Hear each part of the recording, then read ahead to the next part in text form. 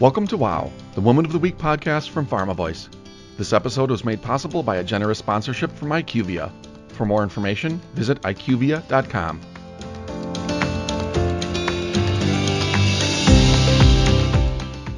In this episode, Taryn Grome, editor-in-chief of Pharma Voice magazine, meets with Kim Mehle, VP, Oncology Commercial Services, IQVIA.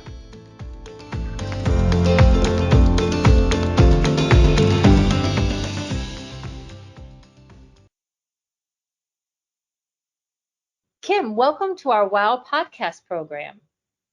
I'm happy to be here. I can't wait to talk to you today. Me, likewise to you. Kim, tell me about your current role as VP Oncology Commercial Solutions. What does that mean? Sure. And it's funny, I tell people I lead a team of go-to-market resources for oncology commercial solutions, and they nod their head, and people like my dad go, so what does that really mean? Well, what it means is that I lead a business development team of very talented professionals who help our oncology clients answer their commercial business questions by leveraging real-world de-identified patient data. And when I think of their questions, they range from understanding market trends to what are the treatment pathways for an oncology patient to how do we get information in the oncologist's hands faster. And that's what my team does. We take that real world data, translate it into insights, and then we empower our clients to make decisions and help the oncology and cancer patients. That's awesome, because in that field of oncology, I don't think there's any of us who haven't been touched by cancer in some way or another, especially through our own personal journeys or through a family member or a friend. So, you told me about some of those questions. What are some of the hot things you're working on right now to make that oncology patient journey easier? When I think of oncology, and it is getting more complex by the day, it's getting very patient-centered, and we're trying to take a look and see what we can do with the analytics and the data we have.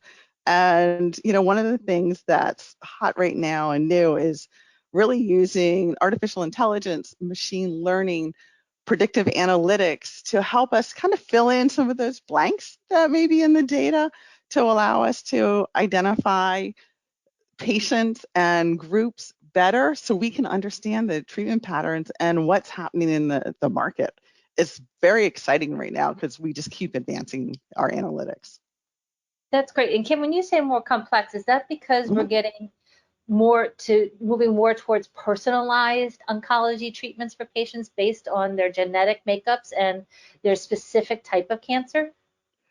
Exactly. You hit it on the head right there. It's getting very specific. Now when you go in, say for lung cancer, you're doing all kinds of biomarker testing and screening.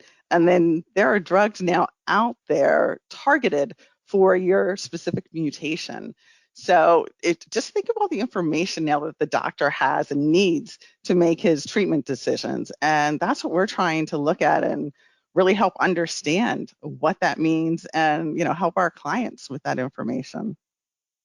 That's fantastic. So let's delve into a little bit more of this analytic solutions stuff, because it's kind of complex, and I am certainly no analytics expert. So you've been active in the pharma industry for the past 18 years or so. I don't want to date you there, but you have a tremendous amount of expertise in this field.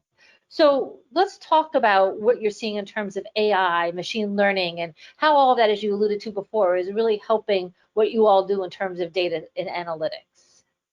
Definitely. And I can even step back a little bit. When I started in this industry, it was early 2000, and I started with a company called Verispan. And, as I look at the analytics in the market, it was dominated by script activity. We were following prescription activity, and Verispan said, well, you know what, let's do this thing called anonymized patient level data. And let's see what we can do. And can we get, drilled down into more information? Well, guess what? We succeeded in it. Patient data now is the base for most real-world data analytics. It really does provide that deeper insight into the trends, into the diseases, it's one thing to look at it from the clinical activity, what you're seeing in the clinical trials, to how it's really being used in the real world. And that that analytics has just evolved and has really gotten sophisticated, kind of like you said about the AI and the machine learning. We're using more of that. We're putting more data sets together really to link them behind the scenes, in a very HIPAA compliant way, but link them to give us that insight and figure out what is a patient on, first, early stage breast cancer doing? What is a patient in later stage? And are there more options? And the neat thing is there's more options, out there. And by using our information, we can really, help our clients get a little bit more precise. And, kind of when I think of this past year with the pandemic and the need for information, I was very impressed with our team and what they did to look at the market and the data we had and really, kind of dig into it and see what was happening, were patients not going in, say, for their screenings, and what did that mean for them? Were we seeing patients diagnosed with more severe diseases, and what does that mean? And, IQVIA published a weekly, then a monthly newsletter about COVID, and the oncology team was part of it. So when I think of that, that's just like the latest example of the evolution of data and our analytics over the past 2 decades, which is just an exciting time to be in. It is an exciting time to be in. And Kim, through all that analysis over the last year to 18 months, what are some of the most surprising, if you will, insights that you all uncovered during the pandemic? Were people not going to screenings as much? Did you see disease change? It did. What we saw is the use of telemedicine, telehealth in oncology, where you always would go to an oncologist's office. Now the oncologist was trying to figure out what could you do by phone. There's some treatments you have to be there because it's an infusion. Other ones, they were still going in the practice. We were seeing patients not going for their mammograms, for their, colonoscopies and things like that. And, when does it start back? And we're watching those trends because the concern is for those patients that didn't go in, are they going to be diagnosed later down the road? And is their disease going to be more severe? When you think about what was happening, people were more scared of going into the doctor's office than they were about maybe that pain or maybe not, just feeling off. So they didn't do it. So that was some insights that we saw, that was happening, and really looking at when are we going back to normal and what does that mean? And exactly, and I think that is still to be played out, right? So Mm-hmm. especially as we're looking at the Delta variant now and what what havoc that's gonna wreak. Just as we started to kind of get our footing back, we're seeing all this disturbing news come out. So obviously we're not near the end of the pandemic. Maybe we saw the light to begin at the beginning of the end of the tunnel, but here we are again. And in that terms, what should we be watching for in the next 18 months from your perspective? What types of things are you looking at shorter term?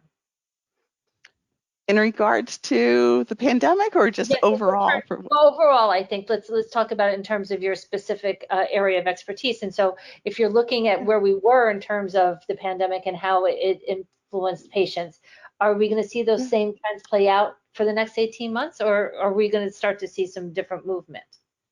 I think we're going to start to see some like return to normal, but I think the new normal is going to be different than it was. I mean, we're definitely going to see the use of technology for physicians and how they interact with patients. There's nothing like having a face-to-face conversation, but I could definitely see some of that screening and pre-meetings happening on the phone. um, I also think about what's happening in oncology. And one thing that did not stop during the pandemic was new drugs getting approved. And that's still happening. Every month, we'll see about a new approval or a new clinical trial. And it's not for just the big cancers like breast and prostate, it's also for more rare diseases like neuroblastoma or VHL, things we may not have heard about, but there's now treatment options for patients, and I just love that idea. And when I think about that, and it's very precise, as we were talking about, now we have to keep up with it. So I would keep my eye on, the different analytics that are happening and how we're evolving and adding more insight and information at a deeper level for our clients to understand the treatment patterns so then we can help physicians with their patients. Interesting. Do you think that, well, let me ask it this way. Were you surprised by the adoption of telemedicine by physicians, specifically oncologists during the pandemic? Or did you think, yeah, of course that was going to happen? I am surprised, but I'm also not surprised on the low percentage. Like less than 10% of visits were telehealth. Unlike if you're looking at your normal PCP, the majority of their discussions could be telehealth. But what I thought was neat was the resiliency and the way oncologists and their office staffs made it work for them and for their patients. They looked at ways to make the patient more comfortable and understand it. And one physician, I think, even said, he got to know his patients that he could hear in their voice on what they were telling him.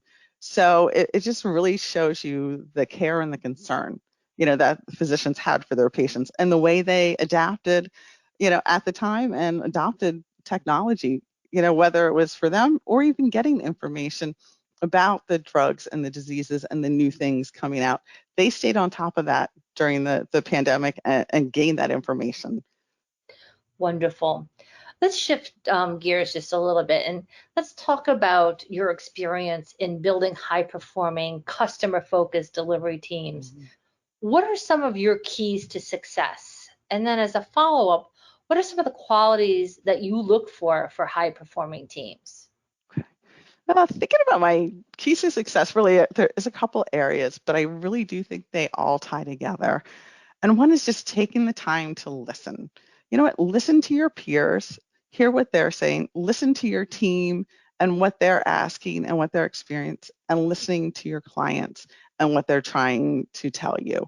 And as you're listening, you're building relationships with them so you can better understand what they want, where they're going, what they're trying to do, so you can come up with the right solution. It's like putting all the puzzle pieces together to really get that answer. And one of the things I found out from working with the team is let them do their job. You know what? We hired them for a reason and they had the right qualities that we wanted. So don't take over. If they want to talk about something, brainstorm with them, give advice, but don't do it. And then finally is really acknowledging and celebrating success. I think this is really important. It's taking the time to say to somebody, that was awesome. You know what? I know you worked over the weekend to get the job done. Or I saw the study that you ran and the insights were great. I'm really excited about what you did, what the team did. It's just taking the time to appreciate the work because it means a lot to them. And you can also then acknowledge what they're doing over their day. It consumes so much of us. So I think that's an important thing to do. Yeah, appreciation goes a long way, that's for sure. So I'm sorry, I didn't mean to cut you off there. No, I was going to say that kind of goes into the qualities, of a team. As I think of that, it's working together, sharing your experiences, sharing information with each other, being proactive, coming up with new ideas. Don't be comfortable just sitting where you are, but looking to drive, towards success. And we all have our own goals. Look at those goals and look at the team goals. We should be working together. When I think of my current team, and I think how, they're invested in the success of IQVIA and our clients, but also each other. They'll share tips and studies with each other. My favorite email to see is, has anyone done ... And then you kind of wait. And next thing you see, there's emails going back and forth with the team. Somebody saying, oh, yes, I did that type of study for this client. Or, oh, I did this. And here's a little thoughts. Or, oh, I've done work in that market. And it's just neat because it's helping each other out. And then the person who asked the question has a lot of options as they put together the solution that they want to propose back to their client. Awesome. And over your very successful career, you have no doubt figured out some of the ways to move up the ladder. And so tell me, what about some of those keys to success that you've had in progressing your career? What advice can you share to other women who may want to reach that executive level? I think a couple things come to mind, but my biggest recommendation is don't be afraid to do the work. Take on the tough assignments, volunteer to do the extra, be willing to work more than 9 to 5. Honestly, sometimes my best ideas came after 5 o'clock. My emails quieted down a little bit, the office might have gotten quiet, and I could think and really put all the pieces together to come up with a solution. Or I could be looking at the data trends without the interruptions and say, oh, this is what's happening. And then learn from each assignment, each project that you take, think about it. And, when I think about ones that I learned the most of, it wasn't the one that went so easy and succeeded really early. It was the ones with the bumps in the road, things that didn't go well, things that didn't look right and I had to dig into. Those were the ones I had to get my hands around. And it's what I learned the most with, whether it was in analytics, whether it was working with the client, whether it was working within my organization, trying to get the solution to come to resolution. I learned so much. Make the connections then. Like I just said, working with others on that, by working together and having that connection, you can really do awesome things. And I kind of will end with this one. One of the best pieces of advice I got from one of my mentors one time was to be balanced. You can't be perfect. Don't make yourself crazy. Don't make others crazy for perfection. It's just not going to happen. Something's going to go wrong. And she wasn't telling me, just to be sloppy and just get it done. But I really took her advice as, think about what I'm trying to do. Is it good? You could expend all kinds of energy trying to be perfect and make everyone nuts. But you know what? For that, last 5% of your time, was it worth it? Or was it really better to worry about and work on something else? Or maybe even take some downtime for myself. So, I try to remember that and keep that balance between, perfection and really good and successful. Right. What do they say? The enemy of good is perfection, or however that saying Yeah. goes. But I loved your first tip about, taking some of that time after 5 and giving yourself the headspace to think through some things and make those connections, because we're so busy and task oriented and getting to the next thing and getting that done and going to the next thing, that it does require time to reflect and to think. Because those, as you said, those are when the good ideas pop up sometimes. Yeah, exactly. What I hate the most is if it feels like somebody just did a checklist. Oh, done, checked it off. Did you take the time to think about it or look at it? And people notice. People really do notice when you do that. Sure, and not only do they, and then it makes you feel good. Like my contribution was recognized and it was appreciated, as you said, and going back to the appreciation part, because somebody took the time to reflect on it. That's wonderful advice. And finally, tell me about, speaking of accomplishments, an accomplishment or a wow moment that either shaped your career or changed the trajectory of your career.